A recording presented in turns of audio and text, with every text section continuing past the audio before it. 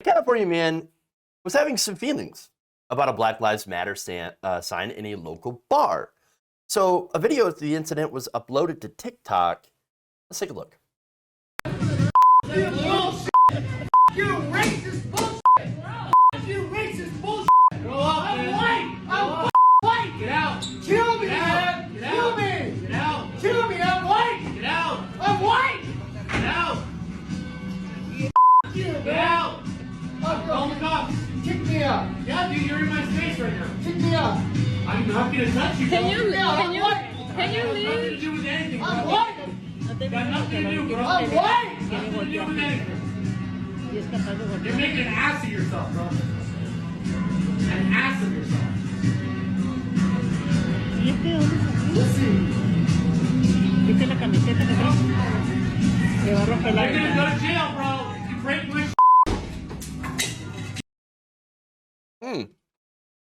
So now, according to the TikTok user who uploaded that video last week, the man became upset after spotting a Black Lives Matter sign, as I mentioned. It's funny because just imagine being so fragile, talk about white fragility, right? As to react to a sign that just says Black Lives Matter. It's stating a simple fact. Black Lives Matter.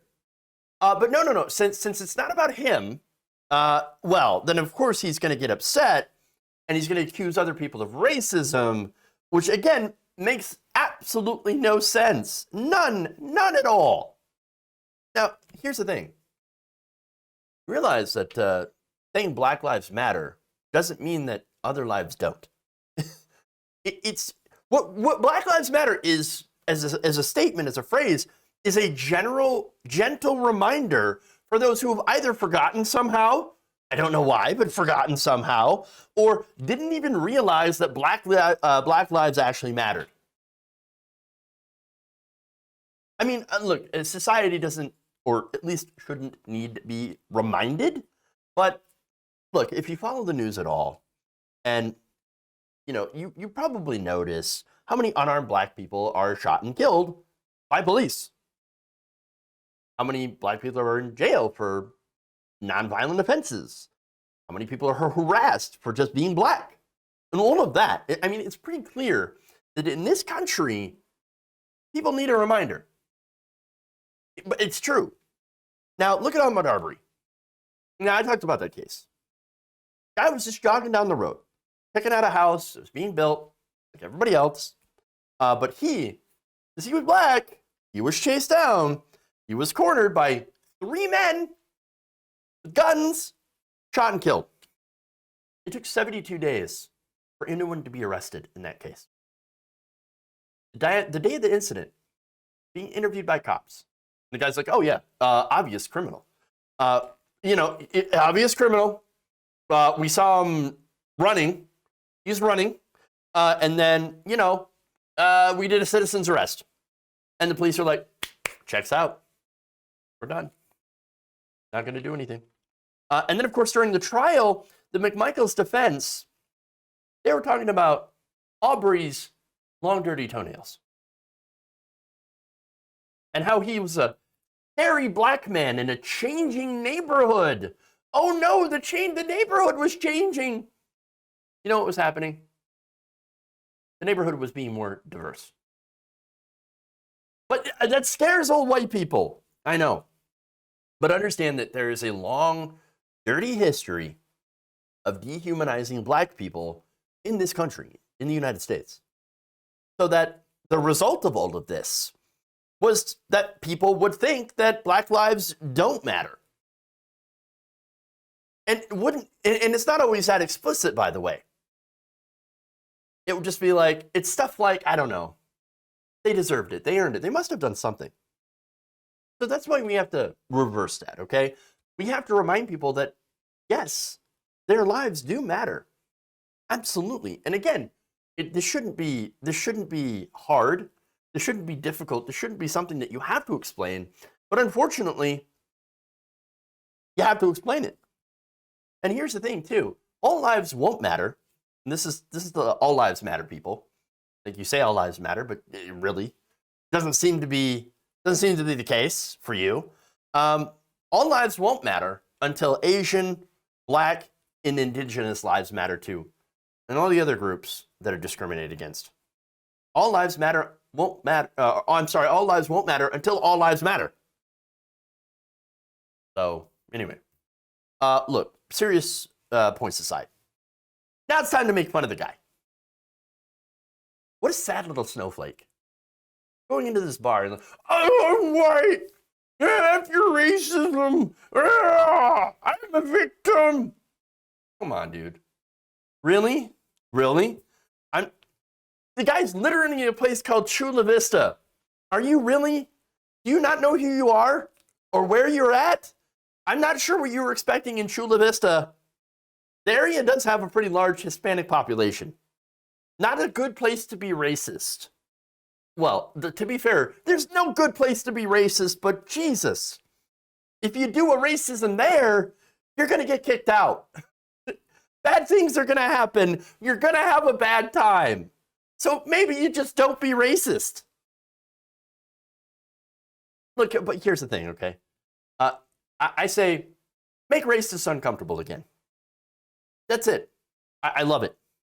Now, finally, to cap off the snowflakeness of this man, Chula Vista police told Newsweek on Monday the white man was later arrested for vandalism for damaging the door. He's mad. He's so mad. He's so mad. He smashed the door. You saw, he slammed the door because he got triggered. And that's what it is. Now I'm going to guess, just based on this, that he watches a lot of conservative media. Now, again, conservative media is a bubble, nigh impenetrable, unfortunately. It is a very, very safe space where you are also constantly told to be afraid of everything. Bit of a contradiction. But, you know, anything that's not white and Christian, be afraid, be afraid, be afraid. Oh, no. They're coming for you. They're coming for your job. Scary. Now, here's the thing, though. At the beginning of Black Lives Matter protests, Republicans actually supported it. You had 54% of Trump voters in June of 2020 saying, yeah, of course we support nonviolent Black Lives Matter protests. Of course, we don't want police murdering black people. 54% of Trump voters. Now, later on, something changed drastically. By November of this year, that number dropped to 24%, by half. Now, only 24% of Republicans or Trump supporters support nonviolent protests against police killing black people. Nonviolent. So now they're saying, well, I mean, you shouldn't protest at all. Black people get murdered. Well, that's their fault. Always their fault. So now it's important to note, too, the Democratic voters stayed pretty consistent. Support for nonviolent Black Lives Matter protests against police went down by 1% within that year, from 89% to 88%. Vast majority of Democrats are like, of course we should do nonviolent protests against police when they kill unarmed black people. Yes, that makes sense. So look, all those people out there, by the way, the Democratic consultants that are like, oh, you know, we really shouldn't focus on criminal justice reform or police reform. No, they're not interested in that. We shouldn't focus on that at all. We should just focus on Donald Trump consistently. Well, you're wrong. You're wrong. The Democratic Party, Democratic voters do want police reform. They do support Black Lives Matter. And so you might want to, start listening to your own base. But now, that 29 percentage point drop in Trump voters, however, their approval of peaceful protest was accompanied by an identical increase in the share of Trump voters who had strongly disapproved.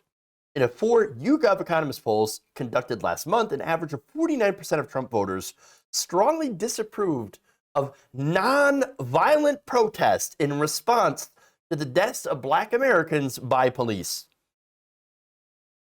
I mean, it's very, very clear what's going on here. Okay? They don't want black people protesting. They just don't. They don't want them. They want them to shut up and dribble. And that's really it. Shut up and dribble. And look, here's part of that. Getting back to the point about conservative media, right? They have been convinced by their own media, their apparatus, that racism doesn't exist. And also, not only that, and so, okay, it's not quite true. They don't think racism against black people exists, but they believe that racism against white people is more important. That actually exists. In fact, only a quarter of Trump's 2016 voters believe in the evidence that the justice system treats white people better than black people, and they believe that, it is white people who are being discriminated. Nearly half of all Trump voters from 2016 thought discrimination against white people is the actual problem. They say, no, that's the real racism. It's against us. It's against white people. We got it so bad compared to black people. Are you kidding me? Holy crap. Now look, again, this is, and again, I watch conservative media closely when it comes to narratives. This is the narrative. This is the Tucker Carlson effect, okay? This is Tucker Carlson's Fox News, Newsmax, OAN. Donald Trump, for example, as well, saying these things. Conservative media pushes the narrative that it's racism against white people that is the real problem in this country, while denying them access to facts and real information, and pushing what is essentially white grievance politics. And that's what they are. And this guy is a great example of someone who bought into the white grievance nonsense. If you enjoyed this video, please give us a like and share with your friends. You can subscribe and help out the channel by becoming a patron. It's patreon.com/Jeff Waldorf, or you can become a channel member as well by hitting the join button below.